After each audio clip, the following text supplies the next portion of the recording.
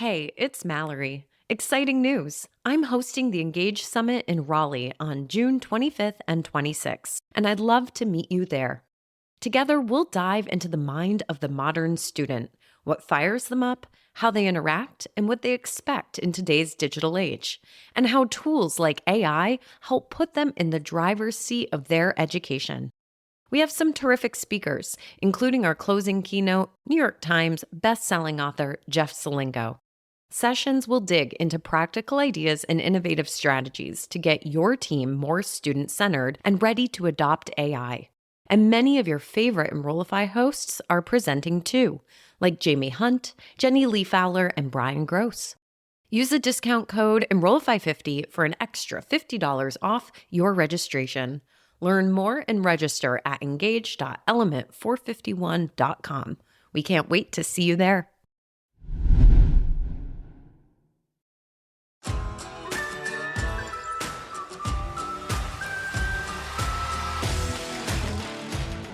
Welcome to The Application, a podcast focused on actionable takeaways to help you level up your marketing and enrollment management game. I'm your host, Dr. Allison Tercio, Assistant Vice President of Enrollment and Marketing at Siena College. Join me every Tuesday for discussions with some of the best minds in higher ed marketing and enrollment management. The Application is part of the Enrollify Network, a robust collection of podcasts designed to help higher ed professionals like you grow. Explore our other shows at enrollify.org or check out some of my personal faves linked in the show notes below. Enrollify is made possible by Element 451, the leading AI-powered all-in-one student engagement platform, helping institutions create meaningful, personalized, and engaging interactions with students. Learn more at element451.com.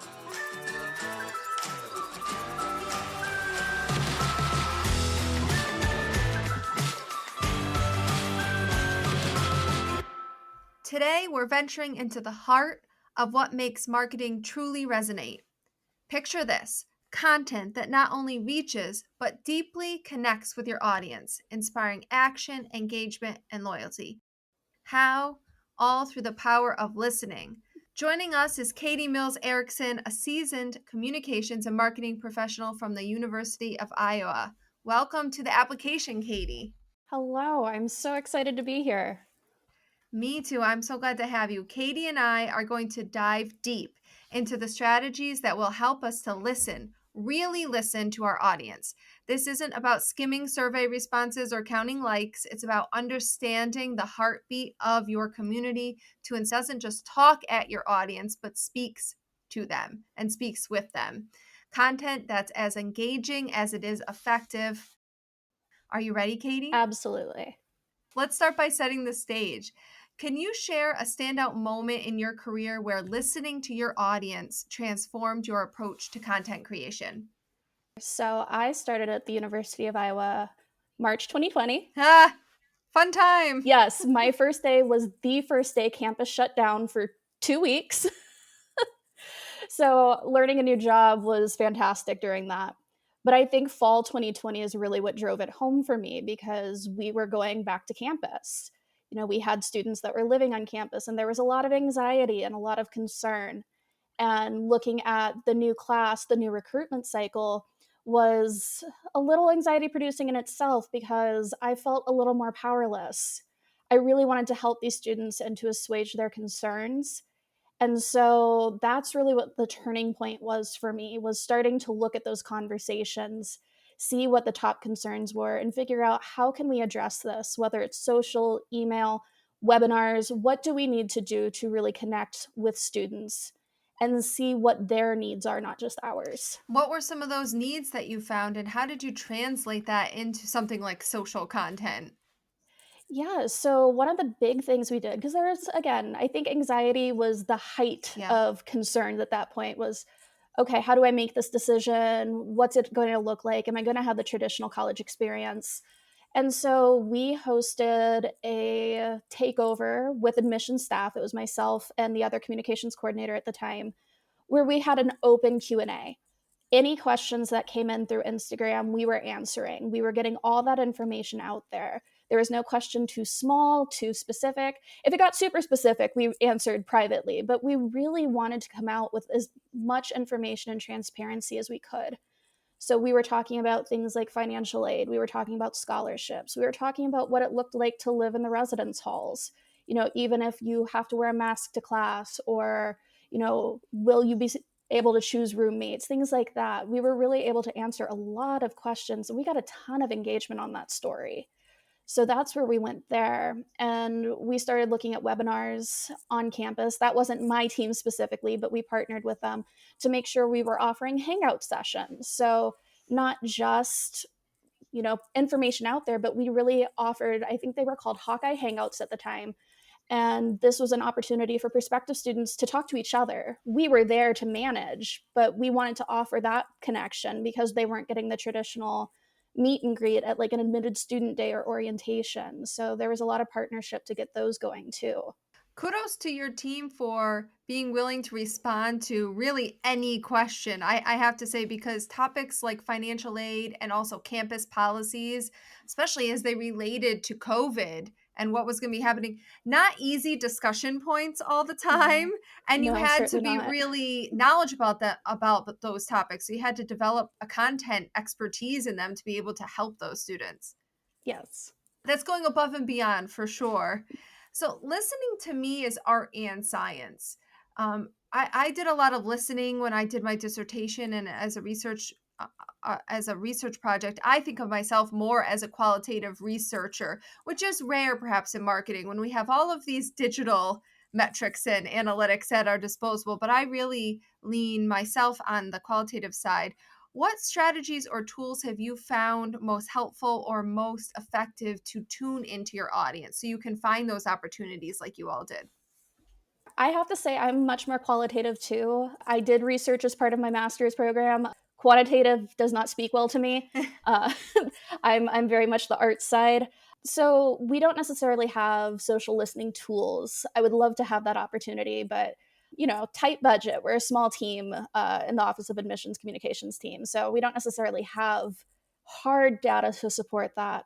But what we ended up doing was looking at, say, Reddit, for example. I think Reddit's where we get a lot of insight because they might not be speaking specifically about the University of Iowa, but they are talking about their concerns. They are putting it out there. They're stressed about decision release dates. They are looking for who has the best food. We're able to kind of mine information from there and do our own, I would say, kind of soft sentiment analysis and figure out what's top of mind. The other tools that I really lean on come from agencies like Niche and looking at the results from their data. So they do the surveys, they collect information, and they're able to do a lot of that analysis that we can then take and run with. So anytime there's a webinar, you are going to find me there. I am going to be listening to everything. And I think that's been a great point to get that hard number. We can look at those results and extrapolate on our own. As far as strategies go, I'm a lurker. Like I said, I go to Reddit. I just sit there. Applying to college is over 1 million strong now, which is crazy to me. There are over 1 million students who are looking for insight on college. So I spend a lot of time there. But one of the things I love with my director is he encourages our team to go do second chair at college fairs. So we're not going to be the primary people answering questions or, interacting with students, but we're there to hear what's being asked. We're there to see what students are curious about, what catches their eye and their attention, so that we can be better prepared in our marketing materials to figure out, okay, this region is asking a ton of questions about pre-med or about nursing. So what do we need to do there? Like, this is clearly an interest area. Or out in California, we have counselors who are hearing a lot about, okay, what's it like to live in Iowa? Iowa's corn, it's farms, it's fields. Yeah. Like, okay, well, it's not that. We have a beautiful campus, so how do we talk there? So a lot of it's getting direct information from students or from the counselors who have that FaceTime with students. We work very, very closely with them in order to collect that information, and I think that's been phenomenal for us. That's awesome. Working with admissions counselors. not easy all the time. Many Yes. colleges struggle with the marketing team and the admissions team working as one and working together on those solutions. So that's awesome. I have some of my favorite sources are similar to yours. I love reading applications. I love reading student applications because they tell you a lot about the type of student that's looking at your institution. And we have a question on our application that's sort of like, what do you want from your college experience? So that is very telling as well. In that same vein, really, survey results from campus events that are put on for prospective students, admitted students, those are like data mines for me. I think that they're amazing. So I love this idea of going to the source. And if you can't go to the source, then the people who are talking to that source. So I would add financial aid team onto there, financial aid Oh, counselors. They have a lot of one-to-one with students and parents. And I'm going to add another Facebook group onto your applying to college Facebook group. Are you in paying for college Facebook group? I am not. Oh, you've got to go into paying for college Facebook group. That's mostly parents, but Sure. very telling.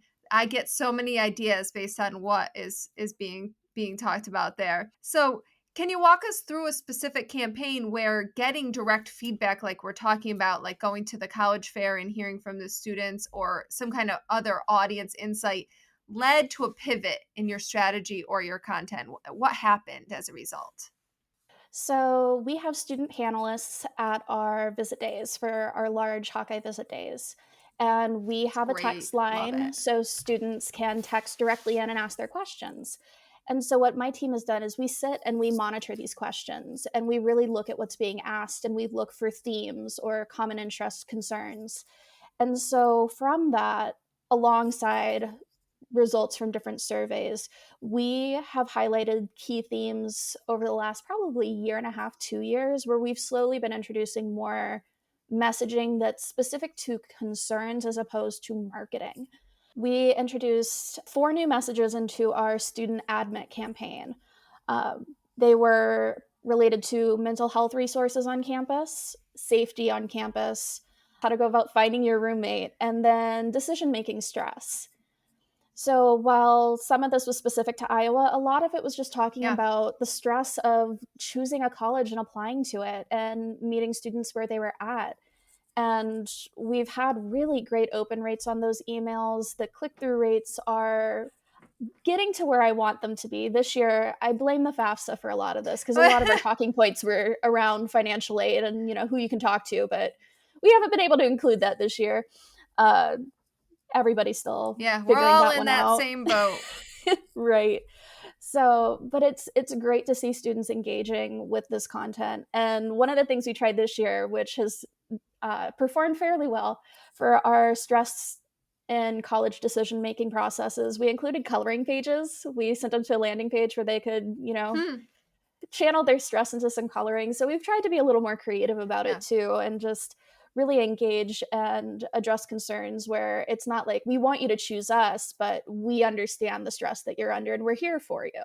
I love this empathetic approach. And also, I think it says a lot about your university and your values and your culture by doing that. Mhm. Right? Because there's a message in the fact that you're addressing students in that way and you're trying to help them with the stress and that you're not just talking about Iowa, Iowa, Iowa. It Mhm. just says something about you and it sends a signal to them about what their student experience is going to be like. So I think that's really, really cool. Yeah, we've been very fortunate that my director is very much on board with these kind of messages. He Yeah. loves the idea, and so we've had a lot of support up the ladder too, because I'm not sure that's common when looking at marketing. A lot of it is trying to keep your college front of mind, but when you can go a little more empathetic and speak to where a student's at, I think that's hugely beneficial, and I'd love to see more colleges take that approach. Yeah, I think we could help our industry a lot, right? If we were Mhm. all taking that approach because it's in how you make someone feel, Right. not just about what you're saying to someone. So I think if we were all taking that approach, we could probably help some perceptions, some negative Right. perceptions that we've got out there about higher ed. One of the other things about higher ed is that we have incredibly diverse audiences that we're trying to talk to. So how do you balance the varied interests and needs of those audience segments to create content that resonates widely? How do you balance those two things out? I think I'm of two minds there. First, and it's been drilled in me since I started, you don't segment to segment.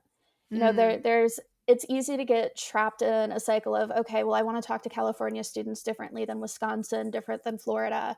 Um, but when you drill down to it, a lot of it comes down to the same question. So what we've discovered is a lot of students are afraid to ask the question. So around roommates, for example, that was a topic that caused a lot of stress because our system works a little differently. So our housing app opened in January, but they couldn't select roommates until March. And so there's a lot of anxiety around, okay, well, how do I do this? Like, why is it different?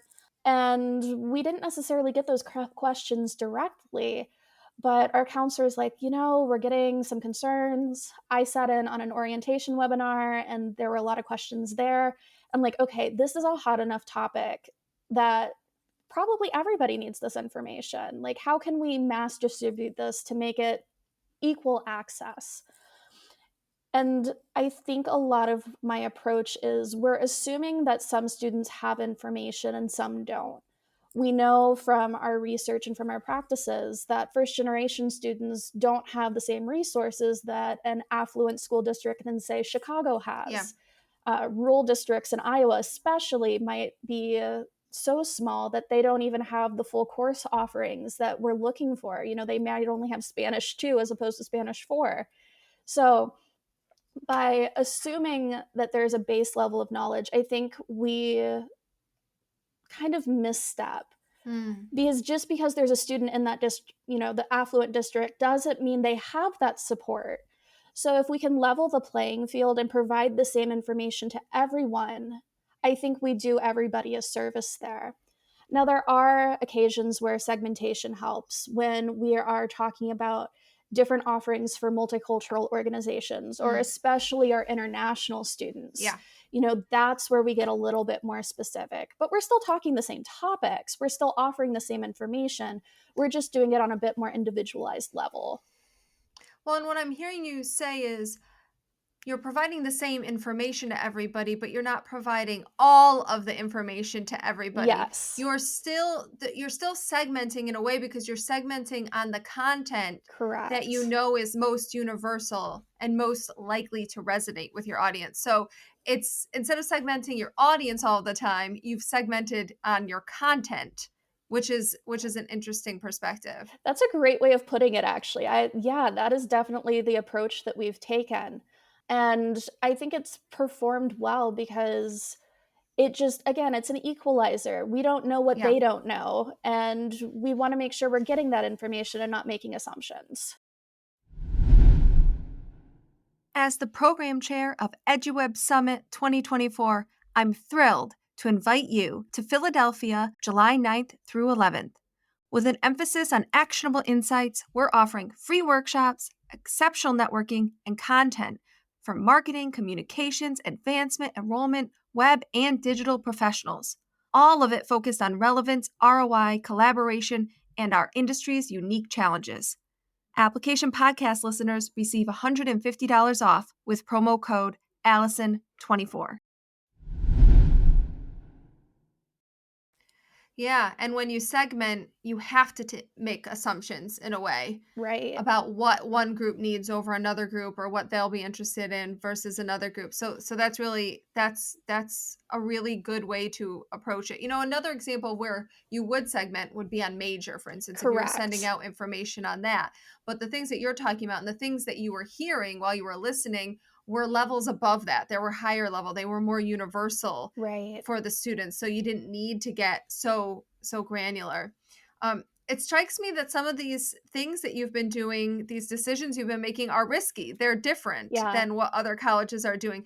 They're not maybe common practice, which is what I call best practices, because best Mhm. practices are not necessarily most effective practices. They're just what everybody else is doing. Right. So this is thinking differently. So you're taking on some risk with this kind of content creation. So can you share an example of where listening to your audience encouraged you to take that creative leap? It helped you to take the risk. And how did you ensure it stayed authentic and it didn't veer into sort of that cringiness territory that I Yeah. think sometimes when teenagers are getting messages from us, that can be how it feels to them. Because, by listening to the audience, you don't want to go all the way, in another direction language wise. We're still at college, but, how did the listening give you the confidence to try something different? My team has been going through a project of our own and kind of reestablishing the brand voice for admission specific communications. One of the things that we've discovered is you can change your voice without changing the brand. So the way you would talk to like an 80-year-old alumni group is not the same way you should be talking to 16 and 17-year-olds. So we've worked with our central marketing office to take this more casual, fun, playful approach. And this is my pride and joy. This was the first big project that I had greenlighted. For our yield postcard last year, it was in the midst of our phenomenal NCAA Women's Championship run. We put out a postcard that Iowa, where goats are made. And so it was focusing on Caitlin Clark and everybody talking about the fact that she was a goat. And we have the postcard. It has trophies on it. It has her jersey because we have awards. We're known for writing and screenwriting, so we have those awards on there. But in the middle, Oh, how fun. we have a trophy that has a little goat on it. And I loved it. I'm like, let's lean into this. This is phenomenal. And it took off. So we had the postcard. We then echoed it on social. We echoed it in email. We were able to take it and run with it. And we checked with our Gen Z friends and some students before we launched all of this. We were able, so my team, I have 2 reportees that are both Gen Z fresh graduates. And so they're kind of my first stop. Like, okay, is this too much? Yay or nay? Yeah. And they were all on board. And then we go to our students, tour guides, people that we're associated with, and we're like, okay, what do you think? And we go from there. So we get the feedback. We hit the Gen Z check to make sure we're in the right ballpark. But that campaign did so well. We were so pleased with the results. And we've continued to take that voice for typically our senior admits, especially yield campaign, because they know us at this point. We can be goofy. We can be funny. We can kind of push the limit a little bit more with them. And we've had phenomenal results. We're seeing email open rates in the upper 70s, lower 80%. Woo! Like it's Awesome. phenomenal. So as far as the cringe thing goes, I think there is this little pocket that we try and hit where we're right on the cusp. Yeah. But we're self-aware. We're making fun of ourselves at some point too.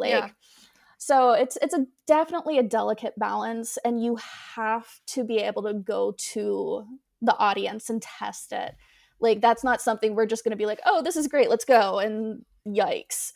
So I think that's where it comes back, is being open to feedback and being open to going straight to the source and maybe getting that criticism like, y'all, what are you doing? Yeah.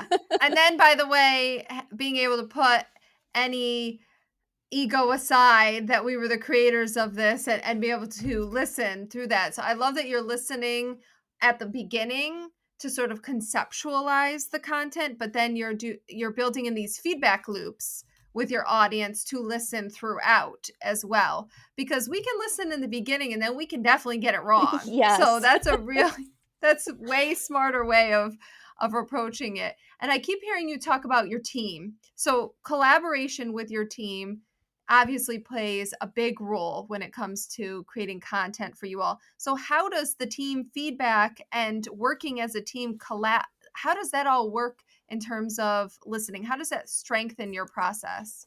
Absolutely. So we are a feedback heavy team.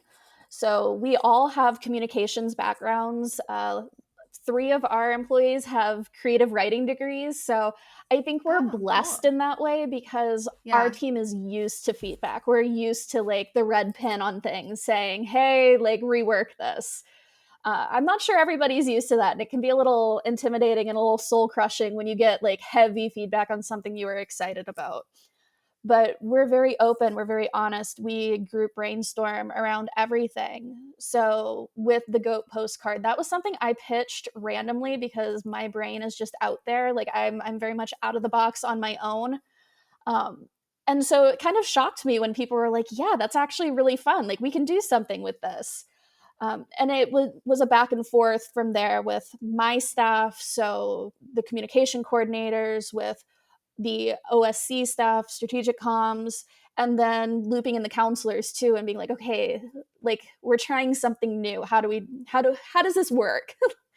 um, and I think we have just a really open, honest policy where we can be comfortable saying, hey, when that one misses the mark, or are you sure that's really speaking to our audience? And I think you kind of have to have thick skin for that. You have to be able to set, like you said, the ego aside. And I like to look at it as I am not the work. So if there's critiques on it, it is not a critique of me. It is a critique of the work. And so I think you build trust with different people, different offices, so that you can have those conversations, because it's a huge team effort across campus. So if a counselor doesn't feel comfortable being like, y'all, that is not it. That's not what our students need. We have a problem. So relationship building is huge for that.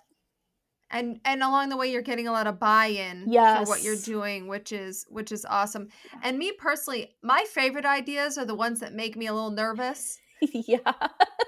So I feel like you're almost using that to know that you're on the right track. You're a little out there. So it's better to start out there and get reined in a little bit than never push the envelope at all. Yes. So I am the one they turn to when they're like, okay, start big and we'll bring it in a little bit. Yeah. But also where you're starting, that starting place that feels really far outside the box, maybe for other people on the team.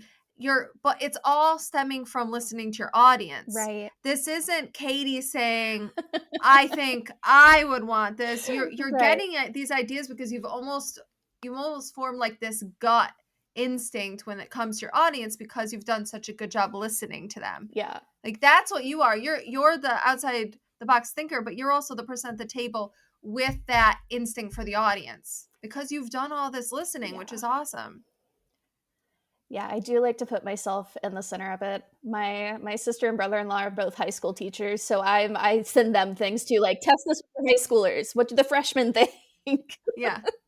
We were even doing something the other day where we were having our spouses or other people in our family look at our financial aid letter. Oh, yeah. Like, just tell us what's your takeaway from this, because we don't want to take for granted that it all makes sense and everything. And so you can't ask people are in the industry. Right. They know these terms. They understand it. So we were sending it to spouses and sending it you tell me what your net cost is when you look at this. So and again, when we're doing that kind of work, we're better communicating to the families, which is helping our industry. Some of what we're doing here, some of the perception issues that we have with our industry, I really think are because of our lack of clarity of communication, or we actually inadvertently increase stress because of the admissions processes that we create and all that. We have to own pieces of that, and we have a role as marketers.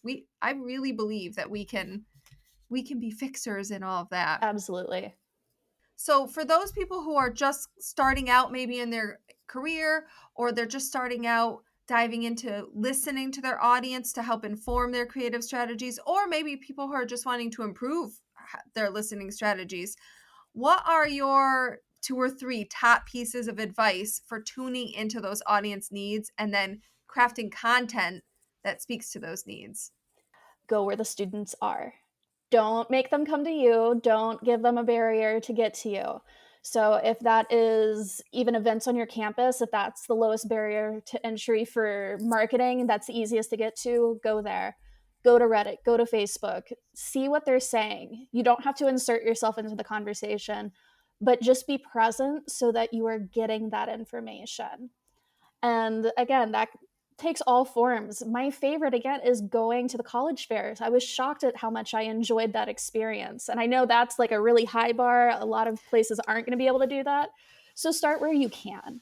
And even that's current students. preferably first years, because they're still very knowledgeable of the anxiety and the stress and the excitement that they encountered coming into the school. My other piece of advice is really to, I don't want to say challenge the status quo, but look at the bigger picture. If you can, everybody says this, if you can cover your name on the view book or whatever print piece, and it's any college anywhere, you got to go back and look at something. The joke about the 3 students under the tree with the fall leaves, that whole thing. Yeah. What actually makes you stand out? What is your spark?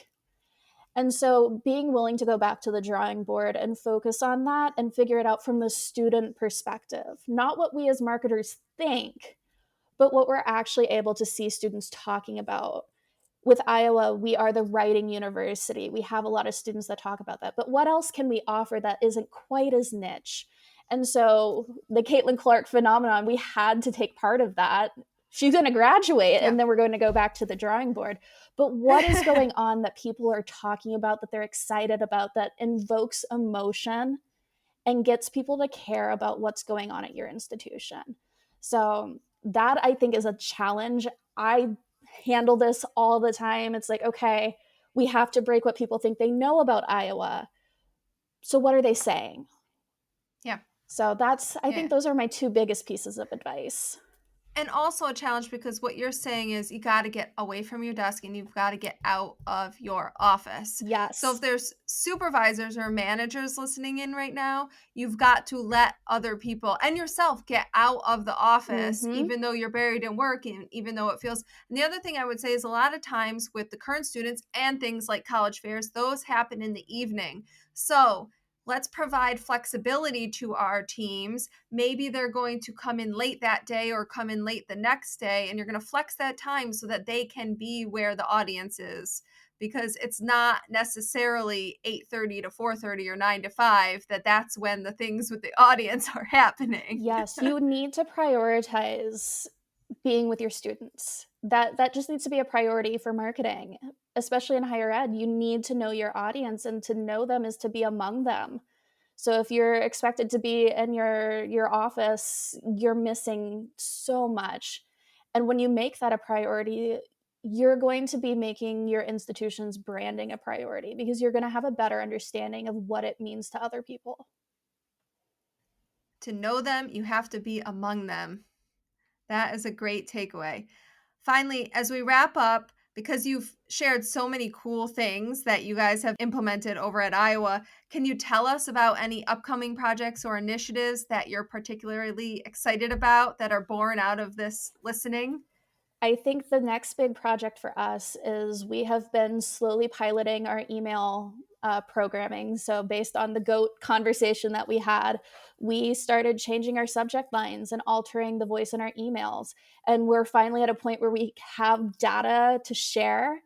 And I am so excited to get out there and to share what we're seeing with others. And so I think that's kind of my big next step. Otherwise, we are very excited to be diving in on social a little bit more with that voice. So you'll be seeing a lot of reels coming out of the Iowa Admissions social account that are really leaning into being playful and funny, being trendy, but being true to our voice too. So that's my little plug for Iowa Admissions Instagram. But everyone go follow. You're going to start when this goes live, you're going to start seeing some followers, I think, because they're going to want to see what y'all are doing. Let's get the higher ed social group to come check this out, because I love talking social and email with higher ed people. So any chance I get to, I'm totally down. All right, well, we might have to have you back on here to give us an update. It's been a pleasure having you on the application. And to our listeners, thank you for tuning in to another episode of The Application. We hope you found today's conversation enlightening and inspiring. Don't forget to subscribe to the podcast for more deep dives into the world of higher ed marketing. Until next time, keep listening and keep innovating.